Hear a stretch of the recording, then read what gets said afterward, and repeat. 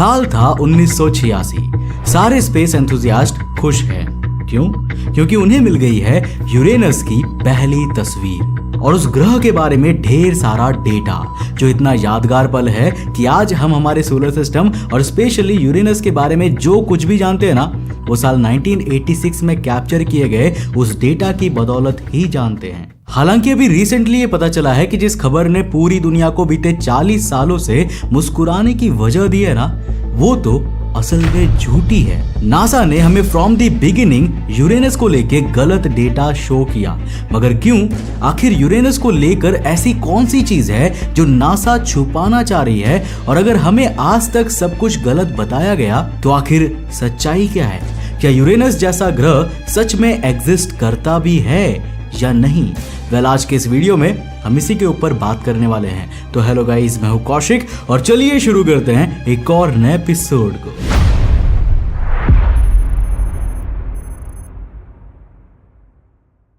साल 1977 में लॉन्च होने के करीब 9 साल बाद जब साल 1986 में वॉयेजर 2 यूरेनस के पास पहुंचा, तो वो ना सिर्फ उस मुकाम तक पहुंचने वाला ह्यूमन हिस्ट्री का पहला स्पेसक्राफ्ट बन गया, बल्कि 40 साल बीत जाने के बावजूद अभी भी वो इस कीर्तिमान को स्थापित करने वाला इकलौता स्पेसक्राफ्ट है, जहां आज तक और कोई भी इंसानों द्वारा बनाया गया ऑब्जेक्ट कभी भी यूरेनस के आसपास नहीं गया है। लेकिन यहाँ आपके मन में एक सवाल जरूर आ रहा होगा, जो कि बहुत नेचुरल है, कि एज ऑफ नाउ वॉयेजर 1 इंसानों द्वारा बनाया गया फारदेस्ट ट्रैवलिंग ऑब्जेक्ट है, जो डीप स्पेस में पृथ्वी से करीब 24.8 बिलियन किलोमीटर दूर मौजूद अभी भी अपनी जर्नी को कंटिन्यू कर रहा है। तो ऐसे में जब वॉयेजर 1 अपने कंपेनियन से ज्यादा दूर जा चुका है और दोनों सेम ट्रेजेक्टरी को फॉलो कर रहे हैं, तो आखिर वॉयेजर 1 के साथ ऐसा क्या गलत हुआ कि वो इस इतिहास को रचने से पीछे हो गया? Well, the answer is Titan. दरअसल ना, हर 176 सालों में एक बार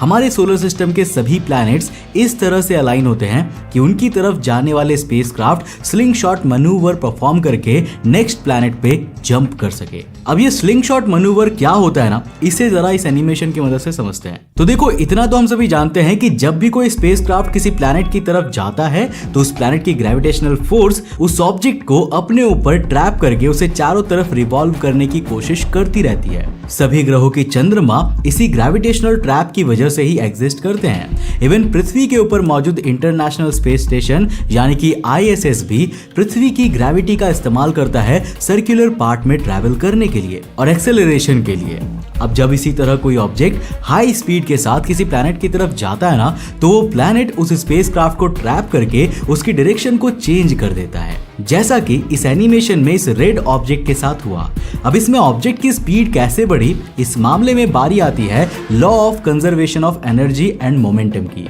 जो कहता है कि एनर्जी और मोमेंटम ये दोनों ही चीजें ना तो बनाई जा सकती है और ना ही मिटाई जा सकती है, सिर्फ ये एक से दूसरे ऑब्जेक्ट में ट्रांसफर होती है। इन शॉर्ट कहा जाए तो जब स्पेसक्राफ्ट लीनियर मोमेंटम गेन करते हुए आगे की ओर बढ़ रहा होता है ना, तब प्लैनेट की ग्रेविटी और उसके मैग्नीट्यूड की एनर्जी उस स्पेसक्राफ्ट के अंदर ट्रांसफर हो जाती है। और जब बात हो जुपिटर जैसे ह्यूमंगस प्लैनेट्स की, तो उसकी मैग्नीट्यूड की थोड़ी सी एनर्जी भी वॉयेजर जैसे छोटे से स्पेसक्राफ्ट को इतना एनर्जाइज कर सकती है कि उसका एक्सेलरेशन किसी भी फ्यूल द्वारा जनरेट किए गए रिजल्ट को एग्जीड कर जाए। अब स्लिंगशॉट मैन्यूवर के दौरान ऑब्जेक्ट की ट्रेजेक्टरी इन 9 तरह से चेंज हो सकती है, जिसमें प्लैनेट और स्पेसक्राफ्ट दोनों की डायरेक्शन और मैग्नीट्यूड का सबसे बड़ा रोल होता है। तो 176 सालों में एक बार आने वाला ये अलाइनमेंट कुछ इस तरह का था कि इसमें वॉयेजर की डायरेक्शंस और ट्रेजेक्टरी में प्लैनेट की ग्रेविटेशनल इंटरफेरेंस की वजह से जो बदलाव आ रहे थे, स्पीड की एक्सेलरेशन के साथ वो बदलाव इतने सटीक थे कि बिना फ्यूल का इस्तेमाल किए अपने आप ही जुपिटर इन दोनों स्पेसक्राफ्ट्स को सैटर्न की तरफ, सैटर्न यूरेनस की तरफ और इसी तरह रीडायरेक्ट करते जा रहे थे। अब चूंकि इन स्पेसक्राफ्ट को उन प्लैनेट्स की ग्रेविटी की वजह से ही पुश मिलता रहा, इसी वजह से ना सिर्फ उनका फ्यूल कंजम्पशन कई गुना कम हो जाता है, बल्कि इनकी पावर कंजम्पशन भी घट जाती है। और यही कारण है कि आज इतने सालों बाद भी सिर्फ यही 2 स्पेसक्राफ्ट्स इतने लंबे समय तक इतनी लंबी दूरी को तय कर पाए हैं, क्योंकि इनका ऑलमोस्ट 90% काम तो प्लैनेट्स की ग्रेविटी ने ही कर दिया था। अब देखो वॉयेजर 1 और वॉयेजर 2 दोनों ही जुपिटर और सैटर्न तक सेम पैटर्न और टेक्निक का इस्तेमाल करके गए थे और दोनों ही ने इन दोनों प्लैनेट्स के बहुत क्रूशियल डेटा को पृथ्वी की ओर भेजा था। मगर फैसले की घड़ी आई सैटर्न पहुंचने के बाद। देखो पहले वॉयेजर 1 सीधा प्लूटो तक जाकर आउटर प्लैनेट्स का डिटेल एग्जामिनेशन करने वाला था, मगर वैज्ञानिकों को आउटर प्लैनेट से ज्यादा दिलचस्पी थी सैटर्न की रिंग्स में और खास करके उसके सबसे स्पेशल मून टाइटन पे। और उन्हें ये पता था कि इससे अच्छा मौका ना उन्हें शायद ही अगले कुछ सालों तक मिलेगा रिंग्स और टाइटन को स्टडी करने के लिए। तो उन्होंने एक फैसला लिया और वो ये कि वॉयेजर 1 के सैटर्न पहुंचने के बाद उसकी ट्रेजेक्टरी को इक्लिप्टिक प्लेन के ऊपर डाइवर्ट कर दिया जाएगा, जिससे कि वो टाइटन को करीब से देख ले। पर इसका डिसएडवांटेज ये था ना कि इस ट्रेजेक्टरी पे जाने के बाद वो आगे किसी भी और प्लैनेट को एनकाउंटर नहीं करने वाला था। मगर टाइटन के बारे में जानना वैज्ञानिकों के लिए एक्सट्रीमली इंपॉर्टेंट था, इसलिए उन्होंने ये सैक्रिफाइस किया और जहां वॉयेजर 1 सैटर्न के बाद टाइटन को पास करते हुए इक्लिप्टिक प्लेन के बाहर निकल गया, वहीं पर वॉयेजर 2 अलाइनमेंट में आ रहे सभी प्लैनेट्स का ग्रेविटेशनल पुश लेता गया और 24 जनवरी 1986 के दिन पहुंचा यूरेनस के पास। वॉयेजर 2 के यूरेनस के ऑब्जर्वेशन सर्कल में घुसने से लेकर उससे पूरी तरह बाहर निकलने के बीच सिर्फ 6 घंटे का फर्क था। मगर आज हमारे पास यूरेनस तो क्या बल्कि उसकी रिंग्स और इवन उसके मून्स की जितनी भी तस्वीरें हैं और वहां का A to Z जितना भी डेटा हमारे पास है ना, वो सब उन 6 घंटों में ही निकाला गया था जब वॉयेजर 2 यूरेनस का सर्वेक्षण कर रहा था। हाँ, ये बात अलग है कि बाद में हबल और कई पावरफुल ग्राउंड बेस्ड टेलीस्कोप्स ने हमें कुछ क्लैरिफिकेशंस और वेरिफिकेशंस करने में हेल्प जरूर की, मगर जो ज्ञान का मूल आधार है वो हमें उसी समय प्राप्त हुआ था। तो देखो वॉयेजर ने हमें यूरेनस के एग्जिस्टिंग मून्स के अलावा 10 और नए चंद्रमाओं की जानकारी दी, जो थे Puck, Portia, Juliet, Cressida, Rosalind, Belinda, Desdemona, Cordelia, Ophelia और बियांका। अब पहले ऐसा माना जाता था कि यूरेनस के चारों तरफ 9 काफी फेंटेड रिंग्स मौजूद है, लेकिन वॉयेजर ने वैज्ञानिकों को 2 और रिंग्स की जानकारी दी जिनकी खबर किसी को नहीं थी। और सिर्फ यही नहीं बल्कि यूरेनस की मैग्नेटिक फील्ड और रोटेशनल एक्सिस करीब 59 डिग्रीज तक तिरछी है। ये डिस्कवरी भी वॉयेजर ने ही की थी, इंक्लूडिंग द फैक्ट कि यूरेनस के एटमॉस्फेयर में करीब 724 किलोमीटर प्रति घंटे की रफ्तार से हवाएं बहती है और उसकी क्लाउड सरफेस के 800 किलोमीटर नीचे खौलते हुए पानी से भरा एक समुद्र मौजूद है। लेकिन दोस्तों इन सभी बातों में ना सबसे ज्यादा मिसमैच हो रही थी यूरेनस की मैग्नेटिक फील्ड। देखो यूरेनस की मैग्नेटिक फील्ड जो वॉयेजर द्वारा रिकॉर्ड की गई थी ना, वो उसकी रोटेशन के साथ बिल्कुल भी मैच नहीं खा रही थी। और अगर आप सोच रहे हैं कि रोटेशन से मैग्नेटिक फील्ड का क्या संबंध है, तो देखो मैग्नेटिक फील्ड बनती ही तब है जब किसी प्लैनेट के मोल्टेन कोर में होने वाले मोशंस की वजह से इलेक्ट्रिक करंट जनरेट होते हैं। अब एक और चीज ये भी स्ट्रेंज थी कि यूरेनस की magnetic field highly energetic electron से भरी पड़ी थी, जिनकी जगह पे इस पूरे रीजन पे वाटर आयंस और प्लाज्मा को होना चाहिए था। पर क्यों?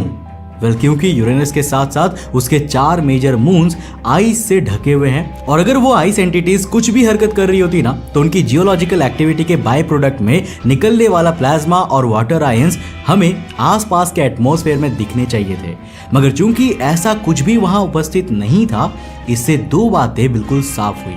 पहला कि यूरेनस के मून्स बिल्कुल भी जियोलॉजिकली एक्टिव नहीं है, हेंस वहां लाइफ के होने के चांसेस 0 हो जाते हैं। और दूसरी ये कि वाटर आयंस के ना होने का मतलब है कि इन चंद्रमाओं की आइस शीट्स के नीचे कोई भी हिडन ओशन भी मौजूद नहीं होगा। हालांकि 11 नवंबर 2024 के दिन नेचर जर्नल में ये आर्टिकल पब्लिश होता है titled the anomalous state of Uranus magnetosphere during the Voyager 2 flyby, जिसके को-ऑथर जेमी एम जेसिंस्की जब अपने टीम मेंबर्स के साथ यूरेनस के वॉयेजर 2 डेटा को स्टडी कर रहे थे, तब उन्हें ये पता चला कि ये सारा का सारा डेटा तो बेकार और झूठा है और एक्चुअल में तो यूरेनस वैसा है ही नहीं जैसा कि इन रीडिंग्स में बताया गया है। अब ये खबर ना बिल्कुल हैरान करने वाली थी, क्योंकि इस स्टेटमेंट से जेमी पूरे 40 साल के यूरेनस के ऑब्जर्वेशन पे सवाल उठा रहे थे और उसे बेबुनियाद बता रहे थे। अब कुछ लोग तो ये भी सोचने लगे कि कहीं वॉयेजर ने यूरेनस में कुछ ऐसा तो नहीं देखा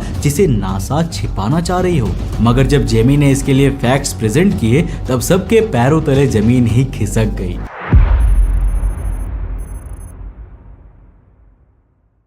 तो देखो, जेमी ने जब इलेक्ट्रॉन्स की इतनी भारी मात्रा को यूरेनस के एटमॉस्फेयर में देखा ना, तो उन्होंने इसके सोर्स के तौर पर लगे हाथ सन के डेटा को भी एक्सट्रैक्ट किया और उन्हें मिल गया उनका जवाब। उन्होंने पाया कि जिस वक्त वॉयेजर 2 यूरेनस के पास से गुजर रहा था, उससे कुछ ही समय पहले एक सोलर स्टॉर्म ने सीधा यूरेनस को हिट किया था और सोलर विंड्स की इंटेंसिटी को देखते हुए उस इंपैक्ट की वजह से कुछ समय के लिए यूरेनस की मैग्नेटिक फील्ड का ओरिजिनल शेप चेंज हो गया था। देखो, यूरेनस की मैग्नेटिक फील्ड में मौजूद जो भी एग्जिस्टिंग मटेरियल, प्लाज्मा या आयंस थे ना, वो इस इंपैक्ट की वजह से एग्जिस्टिंग मैग्नेटिक फील्ड से डिस्प्लेस होके बाहर आउटर स्पेस में चले गए थे और उनकी जगह ले ली थी उस सोलर विंड से आए हाईली एनर्जेटिक पार्टिकल्स ने। अब इत्तेफाक से उसी समय वॉयेजर भी यूरेनस के पास आ गया और सारा डेटा इकट्ठा करके चला गया और यही कारण था कि उसमें से बहुत कुछ pre existing model of physics से मेल नहीं खा रहा था, क्योंकि वो डेटा एक्चुअल में यूरेनस का था ही नहीं। और रही बात नासा ने हमसे ये बात क्यों छिपाई, तो इसका जवाब ये है कि नासा को खुद भी कभी इसका संदेह हुआ ही नहीं और उन्होंने इस एंगल से कभी एनोमलीज को देखा ही नहीं, या फिर सोलर विंड के डेटा को यूरेनस की ऑब्जर्वेशन के पैरेलल रखने की कोशिश ही उन्होंने कभी नहीं की। अब ऐसा भी नहीं है कि वो पोजीशन यूरेनस के लिए अनकॉमन हो, बल्कि सच्चाई तो ये है कि यूरेनस सोलर विंड्स और स्टॉर्म्स के कुछ ज्यादा ही एक्सपोजर में रहता है, जिस वजह से यूरेनस की लाइफ साइकिल में 4% केसेस में वो और उसकी मैग्नेटिक फील्ड इसी स्टेज में बनी रहती है। तो देखो, हमारे अगले यूरेनस मिशन में भी ऐसे मैग्नेटिक डिस्ट्रप्शंस नहीं दिखेंगे, ये कहना भी बहुत मुश्किल है। पर साथ ही साथ ना, ये खबर एक आशा की किरण भी है, एज इसका मतलब ये भी है कि शायद यूरेनस और उसके आसपास मौजूद चंद्रमाओं पे जीवन के संकेत हो सकते हैं और कुछ इंपॉर्टेंट रिसोर्सेज भी, जिसे ह्यूमैनिटी के फ्यूचर के लिए यूज किया जा सकता हो। और यही कारण है दोस्तों कि दुनिया की कई एजेंसीज इस वक्त फ्लाई बाय मिशंस नहीं, बल्कि ऐसे परमानेंट ऑर्बिटर्स प्लान कर रही है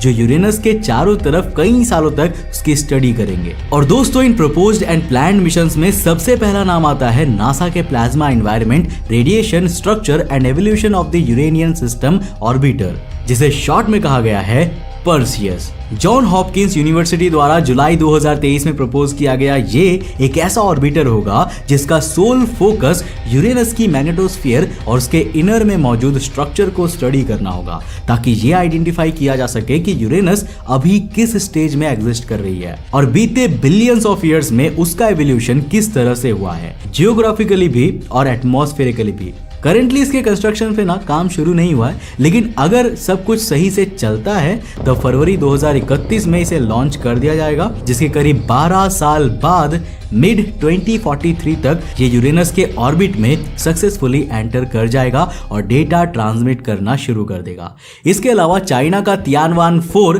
जिसका इनिशियल काम जुपिटर को क्लोजली स्टडी करने का था ना, उसके साथ भी एक स्पेसक्राफ्ट अटैच करने की सोची जा रही है, जो जुपिटर पहुंचने के बाद तियानवान से सेपरेट होकर सीधा यूरेनस की तरफ निकल जाएगा। रिपोर्ट्स के हिसाब से सितंबर 2029 में इसके स्पेसक्राफ्ट को लॉन्च कर दिया जाएगा, जहां दिसंबर 2035 में ये जुपिटर के ऑर्बिट में एंटर करके 3 साल उसका सर्वेक्षण करेगा और फिर वहां से अपनी ट्रेजेक्टरी चेंज करके जुपिटर के दूसरे सबसे बड़े मून कैलिस्टो की तरफ 2038 तक पहुंच जाएगा और अपना बाकी बचा हुआ समय वहीं पर देगा। हालांकि जुपिटर पहुंचने से कुछ समय पहले ही इसमें attached interplanetary fly bye probe इससे सेपरेट होकर अपनी अलग डायरेक्शन में चला जाएगा और अप्रोक्सीमेटली 2045 तक यूरेनस के पास से गुजर के वहां का crucial data Chinese space agencies को ट्रांसमिट करेगा। इन दोनों मिशंस में से नासा के मिशन से ज्यादा उम्मीदें इसीलिए भी है क्योंकि इनका ऑर्बिटर वहां पे स्पेसिफिकली कई साल गुजारेगा और प्लैनेट के अलग अलग पोर्शंस को बारीकी से देखेगा,